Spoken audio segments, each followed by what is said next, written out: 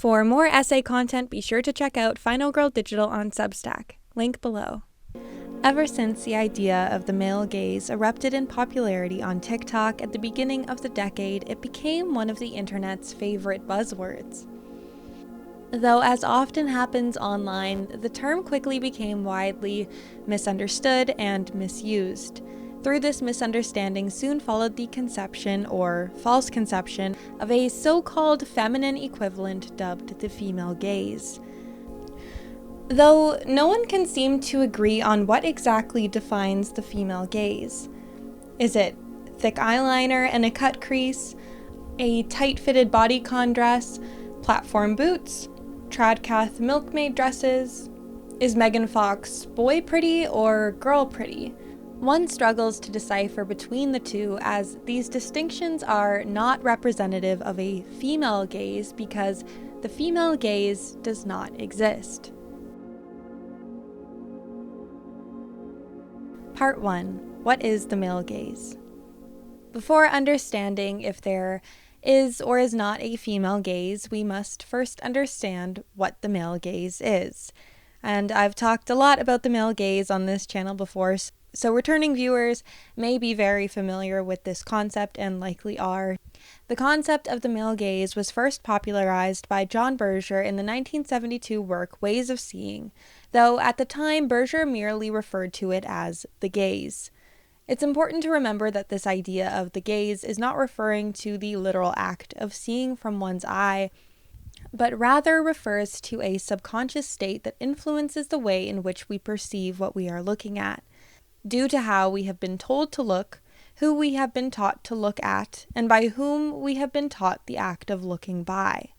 Berger was expanding on Lacanian theory of gaze, which argues that when a person looks at something, they are never a neutral observer. Rather, the act of looking is shaped by unconscious desire and social influence, language, culture, ideology. Lacan differentiates the act of looking from the gaze. The gaze, according to Lacan, is not simply the way in which we see the world, but the way in which the world looks back at us, making us feel like objects rather than subjects. What Berger did was specify the way in which the gaze, when applied to culture, must be assessed through a framework that addresses the historical context of art and media in the gaze, and recognizes the intersections of race, class, and gender. Film theorist Laura Mulvey drew from Berger and Lacan's theories of the gaze in her essay Visual Pleasure and Narrative Cinema, and honed in on the gendered aspect of the gaze when applied specifically to film, thus coining the term the male gaze. In her essay Visual Pleasure and Narrative Cinema, she writes, "Woman then stands in patriarchal culture as a signifier for the male other, bound by a symbolic order in which man can live out his fantasies and obsessions through linguistic command by imposing them on the silent image of woman still tied to her place as bearer, not maker of meaning." In some ways, I think the coining of the term male gaze to expand on Berger's ideas may have been a mistake that led to much of the confusion as to what the term means, as the male gaze is only focusing on one aspect of the gaze, as Berger highlights in Ways of Seeing. Author Bell Hooks criticized Mulvey's essay and rejected the idea of the male gaze in her essay, The Oppositional Gaze, Black Female Spectators, as Mulvey failed to adequately assess the intersection of race in her gendered analysis of film. The coining of the term the male gaze has in part led to the assumption that if there is a male gaze, there must be a female gaze by contrast. But this fails to acknowledge the power imbalance intrinsic to the gaze or the male gaze. Berger addresses not only gender in his analysis, but also he addresses the disparities in class, race, and colonialism. The gaze, therefore, is not defined only by men, but of a very specific type of man who creates art for a very specific type of man. The gaze was not criticizing the way men inherently see the world, but rather an acknowledgement of how art and media exclusively being made by and for men of a very specific demographic creates an echo chamber in its expression and representation of the female form that went on to influence the masses both consciously and unconsciously. The feminine relation to Berger's idea of the gaze is that within culture, women have been allotted the social position of object to be looked at, while men have been allotted the position of those who look. The gaze is less about male versus female than it is active consumer versus passive consumed. The masculine has been socially allotted the position of consumer, whilst the feminine has been socially allotted the position of consumed. Historically, in this context, women being not the creators of art nor the target audience but merely incidental consumers have in turn come to internalize this representation of the female experience as expressed by a specific demographic of men who consume women and go on to depict them for other men of a specific demographic's consumption. Media has allowed women to consume themselves only as vessels to be consumed. Media has in this way trained women on how to best present themselves within the context of being consumed, but more specifically on how to be consumed by a very specific target demographic. The gaze then manifests itself as an internal spectator within one's mind, and the feminine becomes aware of not just how to be consumed, but how to best alter oneself in order to appeal to the consumer. Berger emphasizes this in Ways of Seeing, and once again, for my returning viewers, I have quoted this exact quote many times, and I'm sorry, you've heard it before. I was on a John Berger ban for a while where I wasn't allowed to quote. I self-imposed the notion that I wasn't allowed to quote John Berger anymore in any more of my videos. However, for this one, I've broken it. But the quote is as follows: "A woman must continually watch herself. She is almost continually accompanied by her own image of herself while she is walking across a room or while she is weeping at the death of her father. She can scarcely avoid envisioning herself walking or weeping. From earliest childhood she has been taught and persuaded to survey herself continually. And so she comes to consider the surveyor and the surveyed within her as the two consistent yet always distinct elements of her identity as a woman. She has to survey everything she is and everything she does because how she appears to others, and ultimately how she appears to men, is of crucial importance for what is normally thought of as the success of her life. Her own sense of being in herself is supplanted by a sense of being appreciated as herself by another." So this is why the gendered parallel dubbed the female gaze cannot and does not exist, as it does not embody the systemic dissonance in power. Men are not and cannot be influenced by a so-called female gaze because they have not been socially positioned within culture as objects to be looked at. To compare any type of aesthetic male performance to aesthetic feminine performance would be inaccurate because the visual nature of masculinity is not intrinsically tied to a man's value and worth in the same way feminine performance is. This is why the modeling industry is one of the only industries where women out-earn men on such a large scale, and why the demand for male models is significantly lower. Men do not perform for a female gaze, but rather are also influenced by the gaze as Berger defines it. Because within a patriarchal framework, men are also taught to value themselves not through the lens of feminine desire, but to be validated firstly by other men. Where a man's worth is defined primarily by capital, a woman's is defined by her appearance, thus reinforcing their social positions as masculine consumer and feminine consumed. Part 2. The female gaze. When scrolling on TikTok, it quickly becomes evident that one cannot decide what feminine expression constitutes as the male versus female gaze, as it stems from a misunderstanding of what the term suggests, as explained before. One TikTok will suggest a sexier silhouette with heavy eye makeup caters to the male gaze, whilst a more traditionally feminine silhouette caters to a female gaze, though the next TikTok will claim the exact opposite. And this is because all of these are feminine performance influenced by not the female gaze, but the gaze, as Berger defined it. Much of the misunderstanding of the male gaze and therefore the female gaze is the misinterpretation that the male gaze refers to the act of men literally looking. So to dress for the male gaze would be to dress for men's attention. Gender swap this misinterpretation and you have the female gaze. The literal act of women looking, and to dress for the female gaze would be to dress for women's immediate attention. When the term the male gaze was initially gaining traction with the rise of TikTok in 2020, and with it the female gaze, there seemed to be a greater emphasis on associating the female gaze with dressing in more vintage aesthetics. And I think this is perhaps due to the popularity of shows like Bridgerton or the rise in aesthetics such as cottagecore at the time. I also noticed that the male gaze would often be attributed to a type of modern beauty standard, whilst the female gaze was more likely to have a slightly older beauty standard. Often drawing inspiration from the 50s, the Regency era, the Rococo era, perhaps fantasy-inspired outfits, etc. And I understand why women associate these aesthetics with a so-called female gaze. These are outfits that likely cater to an inner child, with the long billowing skirts, corsets, and puff sleeves of a Disney princess.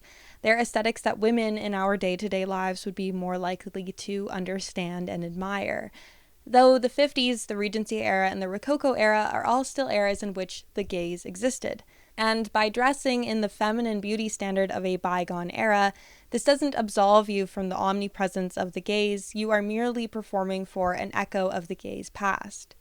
I'll see photos of women suggesting they are dressing for the female gaze and insert a photo of themselves dressed like the Stepford Wives, a film about robots created to be the idealized vision of a wife. Disney princesses also don't exist in a vacuum. They are modeled after the image of a beautiful, young, pure maiden and created by a team of often primarily male animators, whilst female villains in animated children's films often don sexier, darker, and sultry aesthetics. Therefore, even when we revisit our purest and earliest appreciations of feminine beauty from our childhood, the gaze has already begun to alter our perception of what it means to be feminine in the context of aesthetic performance and the characteristics that are associated with certain aesthetics. This becomes further nuanced when we include the intersection of race into discussions of the gaze and see what women are permitted to be depicted as what archetypes. To use Disney princesses again as an example, the traditional image of purity and innocence through archetypal aesthetic depictions has been repeatedly reserved for white princesses, whilst the non-white princesses are often illustrated in a more sexualized light. From earliest childhood, the learning of feminine performance as characteristic branding has already started. Though I've likewise seen just as many suggestions that these aesthetics cater to the opposite gaze, that sexier aesthetics cater to a female gaze, whilst hyper-feminine aesthetics appeal to the male gaze. In one TikTok, the creator highlighted a version of herself that she dubbed as performing for the male gaze versus performing for the female gaze. On the side performing for the male gaze, her makeup was slightly lighter, her light eyes contrasting with her blackish brown hair, lending to a sort of Megan Fox-esque appearance. On the side that she dubbed performing for the female gaze, her makeup was heavier, her eyes framed by long, sultry false eyelashes, thick black eyeliner, and a cut crease. And her hair was bleached platinum blonde. To me, the aesthetic evoked an almost Anna Nicole Smith Playboy bunny appearance. So it was interesting to me that she would dub this aesthetic as catering to an alleged female gaze when both looks seem to be pulling from women well known and associated to be popular sex symbols amongst men. These inconsistencies also show up in online conversations about what is considered guy pretty versus girl pretty. And there never seems to be an agreement on what celebrities are girl pretty, appealing to a so-called female gaze, and what celebrities are boy pretty, appealing to a so-called male gaze. I have seen Emily Ratajkowski, Megan Fox, and Adriana Lima placed in the girl pretty category, despite these women being some of the most unanimously agreed upon sexiest women by men. One Twitter user writes, "I'll never understand boy pretty versus girl pretty, because I feel like if you're pretty, you're just pretty. I don't know. I don't think looking a certain way makes you less attractive to a certain gender." This is because no matter your gender, you grow up being influenced by the gaze. This is why Margot Robbie, who has been one of the most praised sex symbols amongst men since the beginning of her career, also played Barbie, arguably the most idealized figure amongst little girls. There is nuances in the way men and women appreciate and understand feminine beauty, of course. However, on a grand subconscious level, the gaze trains us to appreciate much of the same qualities. What is often represented in these expressions of the female gaze versus the male gaze is actually feminine performance to express purity versus feminine performance to express sex appeal versus feminine performance to sell commerce. The Madonna, the whore, and the mannequin. Even the reason why women gravitate towards certain features that at first seem entirely independent of an alleged male influence can be attributed to the cultural context of the gaze and the socialization of being a woman within this cultural framework. The reason why women often aesthetically gravitate towards thinner frames, for example, while men would often prefer a more curvier silhouette, is not due to a feminine gaze that exists independent of the gaze. It's because the gaze has taught women to see themselves as figures to be consumed, and feminine worth is based around how well this task is performed. The women framed as the pinnacle of this performance are, of course, fashion models, whose entire job is the very representation of this social phenomenon. Almost unanimously, more editorial looks or faces get allotted as appealing to the so-called female gaze, but these exist under the section of the mannequin mentioned above. Anya Taylor-Joy is an example of a celebrity who's almost always positioned within the girl pretty category because she has more unconventional high fashion features and is very slender, though this is still reflective of the gaze. Capitalist culture has acknowledged women as purchasers of commerce, and thus advertising to them, though they do so under the framework that women exist as consumable objects themselves. Products then are marketed to women also within the context of the gaze that places women as consumable. 1950s advertisements marketed towards women emphasized the importance of being a good wife. The Madonna. The entire Victoria's Secret brand was aimed around creating a male sexual fantasy. The whore, and women loved it, emphasizing the gaze that positions the men as those who gaze and women as those whom are gazed upon. The mannequin as a category in reference to editorial campaigns differs only because it doesn't always center one's interpersonal relationship to a man at the center of its marketing, as seen with the husband of the Madonna or the lover of the whore, but rather places the women as the target demographic in order to sell commerce. Though even with women in mind as the target demographic, the images are most often not shot with the idea that women are consuming the woman in the photo. The photo is shot in a way for a woman to project herself onto the woman in the photo as a figure to be gazed upon, that if she purchases this product, she too will be worthy of being consumed. Instead of interpersonal relationships, the mannequin still centers an ambiguous male figure, the same one we see when we look at old paintings as the omnipresent spectator assumed to be just beyond the confines of the photo, though still is influenced by the gaze as it doesn't exist outside of culture and still enforces women in the position of being consumed. Her worth is still defined by her appearance as defined by the gaze. These marketing patterns are influenced by and continue to perpetuate the gaze, training the next generation of young girls consuming these advertisements and media on what their social position is and how to achieve it. Through buying. Berger writes, "The spectator buyer is meant to envy herself as she will become if she buys the product.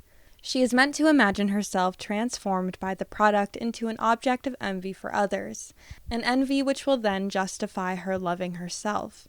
One could put this another way. The publicity image steals her love of herself as she is and offers it back to her for the price of the product." The feminine relation to the gaze is also defined by the excessive self-awareness of being perceived. This influx of TikToks dissecting what outfit would be appreciated by men versus women is actually further evidence of the influence of the gaze. You are so aware of how others will perceive you.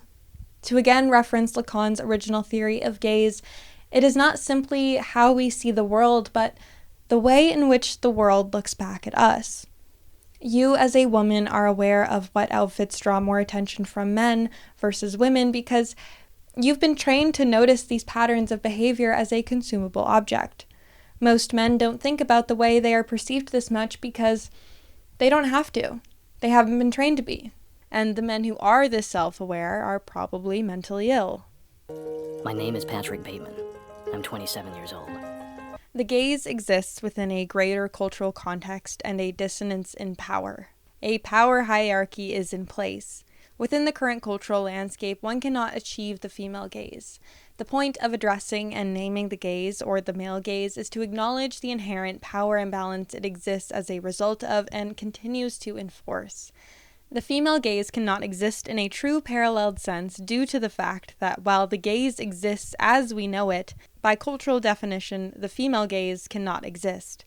The gaze can only exist by suppressing and oppressing the feminine on a mass scale. The female experience is inherently defined by the gaze. We consume media since the day we are born that enforces the standards of the gaze, and thus we are born both consciously and unconsciously influenced by it. It becomes interwoven with the very essence of ourselves. If you are knitting a pink blanket, and as you knit, a blue thread finds its way into the blanket, and you continue to knit and knit and knit, and suddenly you realize your knitted pink blanket has been interwoven with a blue thread, it would be very difficult, almost impossible, to divorce the pink blanket of the blue thread without destroying the blanket in totality. The concept of the gaze was theorized in order to address this inherent interwovenness and influence of culture on the psyche. The reality is, the gaze is not something you can consciously opt out of or easily subvert. It's a deep-seated cultural language that permeates almost all aspects of media, art, and fashion. It's not about whether you dress for the male gaze or not, because you don't really get to decide. It's already been decided for you. If you are a feminine-presenting person, you have already been allotted the social position as object to be consumed. If masculinity has come to be defined as the flesh of humanity, femininity has come to be defined as the altering of that flesh. Within a culture defined by the gaze, the very essence of expressed femininity becomes packaging within a marketing campaign, positioning oneself as the product to be consumed. If you enjoyed this video, be sure to click the link in my description and visit Final Girl Digital on Substack, where I post original essay content such as Why the Female Gaze Does Not Exist, and extra videos such as monthly media digests, where I talk about the books, art, and media I consumed in the month. See you there!